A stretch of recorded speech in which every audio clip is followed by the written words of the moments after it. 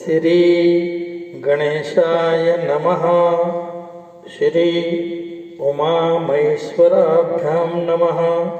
श्री शिवाय नमस्तुभ्यं। पुंडरीक और अम्बरीश द्वारा भगवान को की गई स्तुति परम अद्भुत स्तुति, जिससे भगवान प्रसन्न होकर उनको मुक्ति प्रदान करते हैं। पुराण की इस कथा में भगवान की कृपा कैसे प्राप्त हो, कैसे भाव हो, आज उसका वर्णन करते हैं।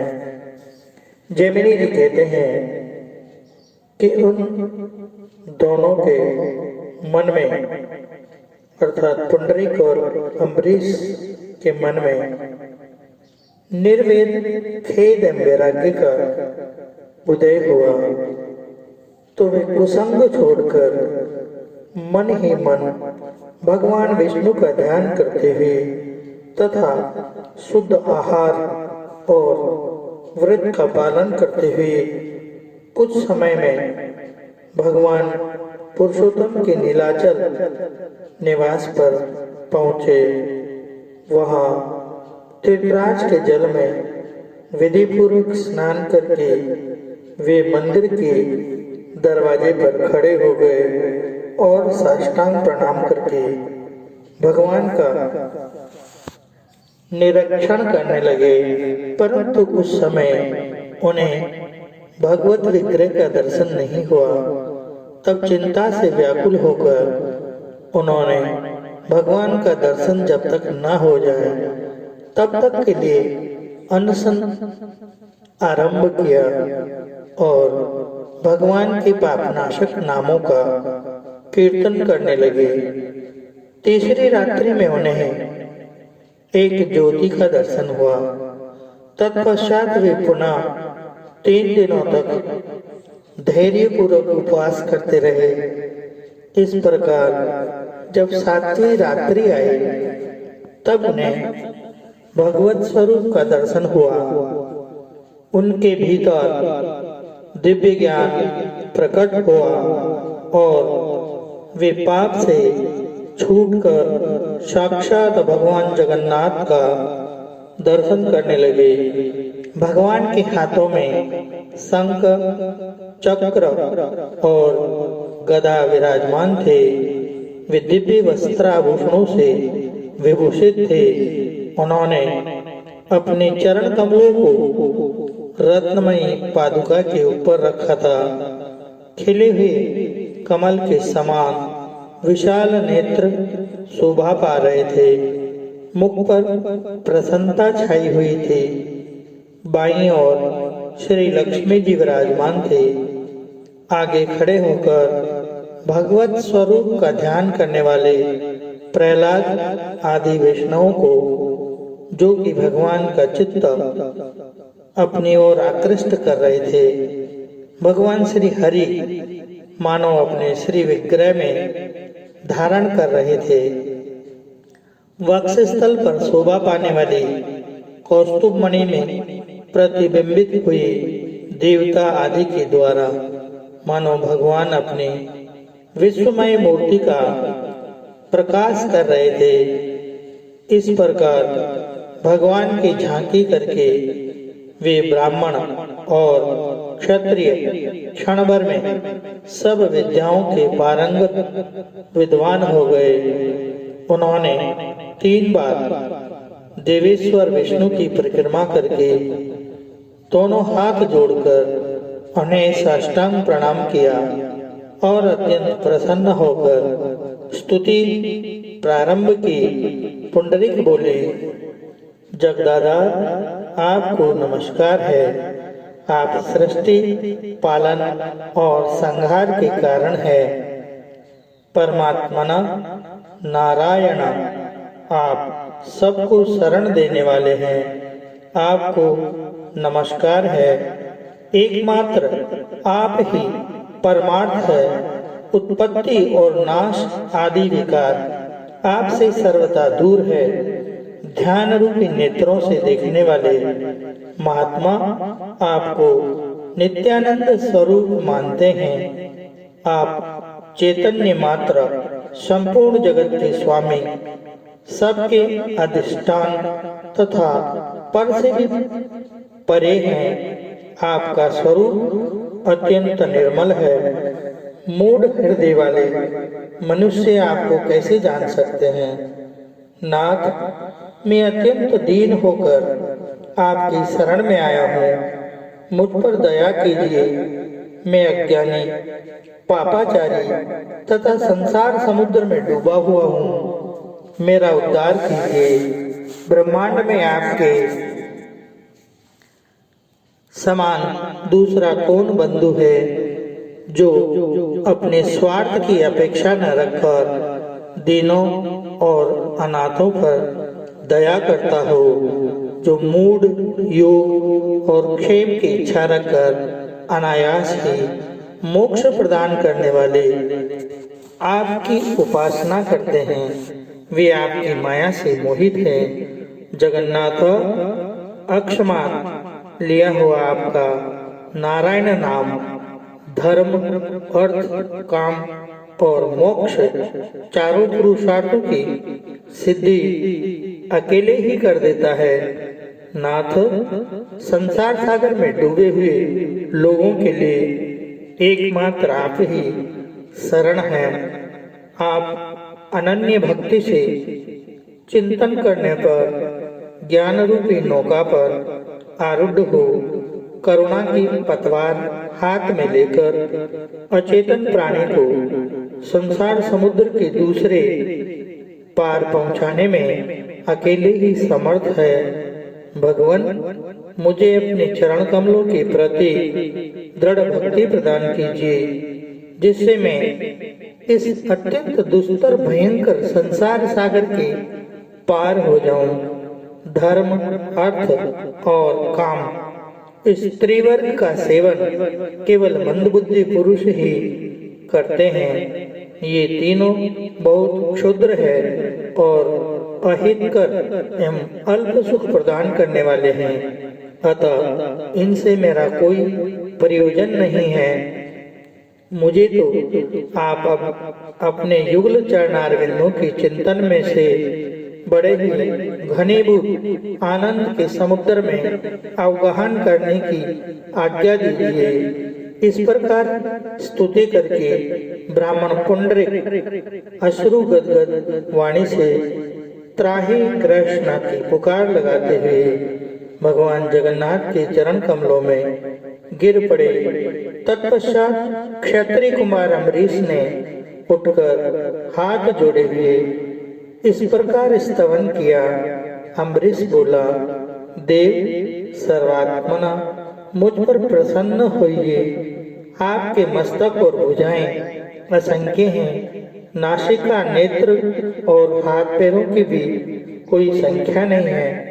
आपको नमस्कार है। विश्वमूर्ते, आप 36 तत्वों से परे हैं। प्रपंच से रहित होते हुए भी इसके विस्तार में सहायक है। जरायुज, अंडज, स्वेदज और उद्भिज, इन चारों प्रकार के प्राणियों से भरे हुए जगत के आप ही आश्रय हैं। आपको नमस्कार है। जिनके चरणों से प्रकट हुई गंगा तीनों लोगों को पवित्र करती है, जिनका नाम ब्रह्म हत्या आदि पापों की निश्चित शुद्धि करने वाला है तथा कीर्तन करने पर सबको कल्याण प्रदान करता है, उन कल्याण स्वरूप आप परमात्मा को नमस्कार है। देव, केवल आपके नाम कीर्तन से भी सब प्रकार की सिद्धियां प्राप्त हो जाती है। बुद्धिशाली विद्वान पुरुष कौतूहल पूर्वक आपकी खोज करते हैं। नाथ, आपके चरण कमलों के जल चरणोदक का आश्रय लेने पर वह संताप को हर लेता है। मैं तीनों तापों से पीड़ित हूँ। अपने इन युगल चरणों में मेरी भक्ति दृढ़ कीजिए। मेरा दूसरा कोई स्वामी नहीं है तथा मेरे मांगने योग्य दूसरी कोई वस्तु ही नहीं है। जगन्नाथ, मैं आपके चरणों में सहस्त्रों बार प्रणाम करके ये याचना करता हूँ कि जब तक मैं प्राण धारण करूं तब तक आपके इन युगल चरण कमलों में ही मेरी दृढ़ भक्ति बनी रहे। आपके ये चरण ही समस्त पुरुषार्थों के बीज है। इन चरणों की भक्ति करके ब्रह्मा जी ने ये सृष्टि की है। रुद्रदेव आपका संहार करते हैं, सबका संहार करते हैं तथा लक्ष्मी जी सबको ऐश्वर्य प्रदान करती है। दीनों पर दया करने वाले प्रभु, मैं अनन्यचित होकर आपके उन्हीं चरणों की भक्ति मांगता हूँ।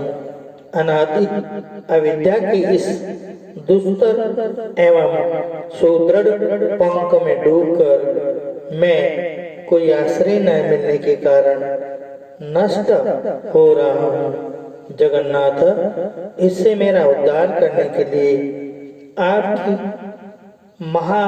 महिमामयी भक्ति के सिवा दूसरा कोई आश्रय नहीं है।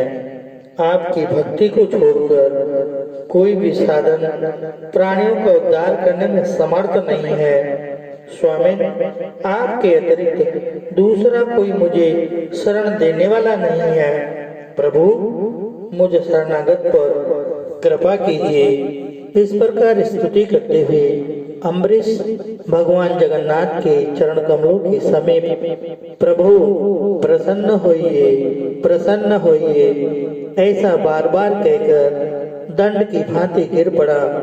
तदंतर पुंडरीक और अम्बरीश ने जब पुनः नेत्र खोले, चरण चक्षु से दिव्य सिंहासन पर विराजमान नीलमेघ के समान श्याम सुंदर भगवान पुरुषोत्तम को देखा। उनके नेत्र खिले हुए कमल के समान विशाल थे, अधर लाल और नासिका मनोहर थी। उनके कानों में दिव्य कुंडल झिलमिला रहे थे। भगवान ने अपने चारों हाथों में शंख, चक्र, गदा और पद्म धारण कर रखे थे। वे वनमाला से विभूषित थे। उनका वक्षस्थल ऊंचा दिखाई देता था। कंठ में परम सुंदर हार शोभा पा रहे थे। मस्तक पर बहुमूल्य मुकुट प्रकाशमान था। वक्ष में श्रीवत्स का चिन्ह और कौस्तुभमणि शोभा दे रहे थे। भुजाओं में उन्होंने दिव्य अंगद भुजबंद धारण कर रखे थे। उनकी विशाल भुजाएं घुटनों तक लंबी थी। वे दीनों और दुखियों की रक्षा के लिए सदैव उद्यत प्रतीत होते थे। उनकी कटी में दिव्य पीतांबर शोभा पाता था। उसके ऊपर सोने की करधनी बंधी हुई थी, जिसकी बिचली गांठ में मणि पिरोई गई थी। भगवान दिव्य हार और दिव्य चंदन से विभूषित थे। वे स्वर्णमय कमल के शासन पर विराजमान थे। उनके सब अंगों में अनुपम शोभा का निवास था। वे शरणागतों का संताप हरने के लिए महान सुधा सागर के समान प्रतीत होते थे। भली भांति खिले हुए कल्प वृक्ष के समान वे संपूर्ण मनोवांछित फलों को देने वाले थे। उनके दक्षिण भाग में हलमय शस्त्र धारण करने वाले भगवान बलभद्र बैठे थे, जिन्होंने अपने महान बल से समस्त ब्रह्मांड का भार धारण किया है। वे बलभद्र जी नागराज शेष के रूप में शोभा पाते थे। मस्तक पर 7 खन उन्हें सुशोभित करते थे। वे कैलाश शिखर के समान ऊंचे और श्वेत वर्ण थे। उनके कानों में कुंडल प्रकाशित हो रहा था। गले में विचित्र वरमाला थी। उन्होंने दिव्य नील वस्त्र पहन रखा था। उनकी पीठ नीची और छाती ऊंची थी। वे संपूर्ण शरीर को कुंडलित करके बैठे थे। उनके चार हाथों में भी शंख चक्र गदा और पद्म शोभायमान थे। अनेक प्रकार के अलंकार धारण करने से वे और भी सुंदर प्रतीत होते थे। भगवान बलभद्र प्रणाम करने वालों के समस्त पापों का नाश करने वाले हैं। इन दोनों के मध्य भाग में कुमकुम के समान लाल वर्ण वाली कल्याणमयी सुभद्रा देवी विराजमान थी, जो संपूर्ण लावण्य का निवास स्थान जान पड़ती थी। समस्त देवता उनके चरणों में मस्तक झुकाते थे। उन्होंने अपने हाथों में कमल धारण कर रखा था। वे दिव्य आभूषणों से विभूषित थे।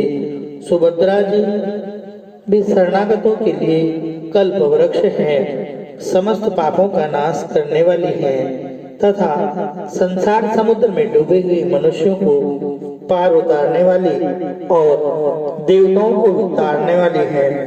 भगवान पुरुषोत्तम के वाम भाग में उत्तम चक्र प्रकाशित होता था।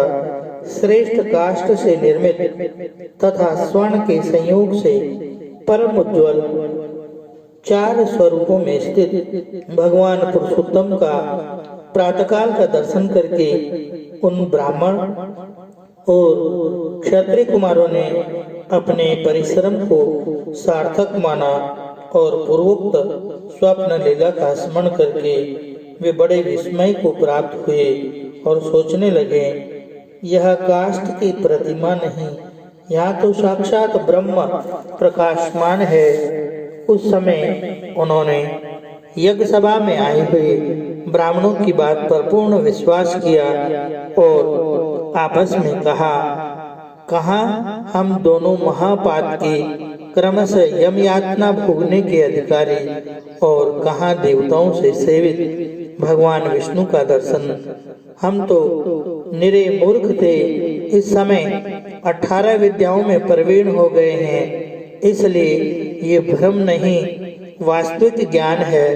यथार्थवादी ब्राह्मणों ने जो कहा था कि तीर्थराज समुद्र के तट पर साक्षात ब्रह्म विराजमान है और वटवृक्ष की जड़ में ये सदा प्रकाशमान होते हैं, उनके दर्शन से सब प्राणी मुक्त हो जाते हैं। उन सब बातों को आज प्रत्यक्ष अनुभव हुआ है। ये वही भगवान जगन्नाथ है जो 4 स्वरूपों में स्थित हुए हैं। पृथ्वी पर जब ये अवतार लेते हैं तब 4 रूपों में प्रकाशित होते हैं।